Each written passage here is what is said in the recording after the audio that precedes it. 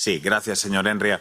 Bueno, uno tiene la sensación, viendo los últimos acontecimientos con el SVB y con Credit Suisse, que estamos desandando las promesas que hicimos en 2008. Con el SVB, los norteamericanos han decidido rescatar a todos los depositantes sin límite. Y con Credit Suisse, casi diría aún más preocupante, se ha decidido invertir la jerarquía de la aplicación de pérdidas y los suizos han terminado por rescatar a los accionistas. Yo creo que es muy preocupante. Evidentemente, esto no ha pasado en la Unión Europea, pero mi primera pregunta es si usted cree que esto sería posible en el marco de la Unión Europea, porque creo que sería conveniente que las autoridades lanzaran un mensaje muy claro de que el régimen que construimos a partir del 2008, el régimen de resolución, es firme y se mantiene dentro de Europa y que no vamos a andar por la senda por la que han andado los norteamericanos y los suizos. Primera pregunta.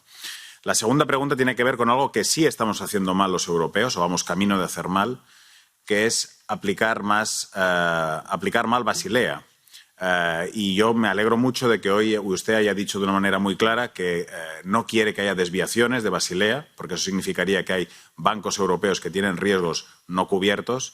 Pero me gustaría hacer una pregunta, es si al final la Unión Europea termina por ser una jurisdicción que no cumple con Basilea, ¿qué efecto cree usted que esto puede tener para el régimen de Basilea a nivel internacional? ¿Qué tipo de mensaje estamos lanzando al resto de jurisdicciones? Muchas gracias.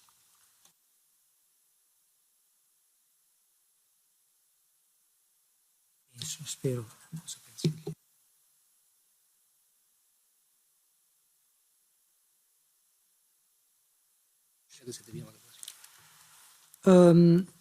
Thank you very much for your question. On the, let's say, first of all, let me express again strongly my faith in the working of the institutional framework that we set up in response to the crisis. I think that we have done an excellent job globally, to strengthen the framework and to enable authorities to manage also complex crises, let's say, in a smooth way without creating, ideally, damages for depositors and for the markets at large. Of course, we always learn a way to improve it, but let's say the overall framework is, in my view, positive.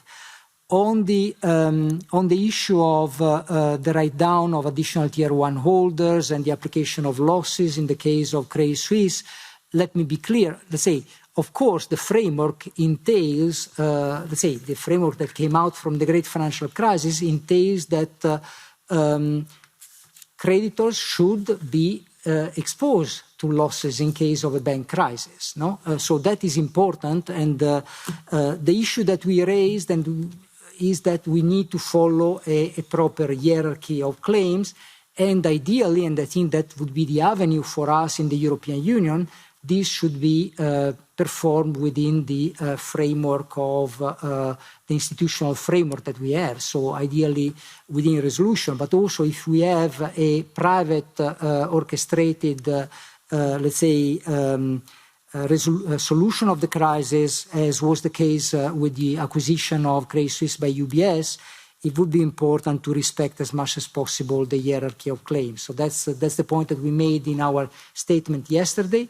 The outcome of the solution of the takeover by Credit Suisse by UBS is positive because let's remind ourselves, Credit Suisse was a globally systemic important bank, which means that a disorderly liquidation would have been very disruptive for global financial markets. So having this solution has been very positive. But let's say there was this issue of the hierarchy of claims that was particularly delicate for us.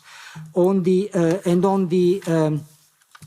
cases in the US, again, I think that it is important to maintain the framework that we have. So far, it operated relatively satisfactory, I think, in a satisfactory way.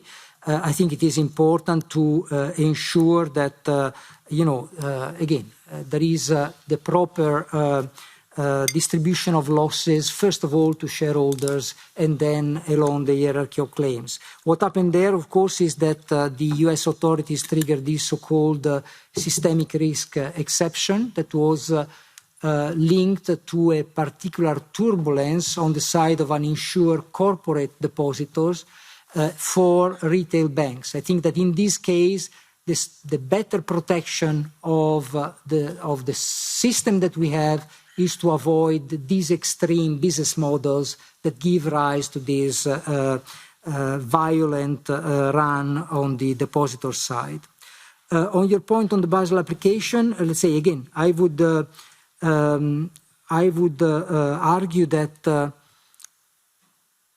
there is an effect we are having, because I hear that, of course, seeing that the European Union starts deviating from the international standards, the discussion in other jurisdictions also is becoming more difficult, and there could be other deviations that are introduced in other systems. So eventually the result will be that the global system generally will be weaker than it would have been if all the jurisdictions were to implement the global standards.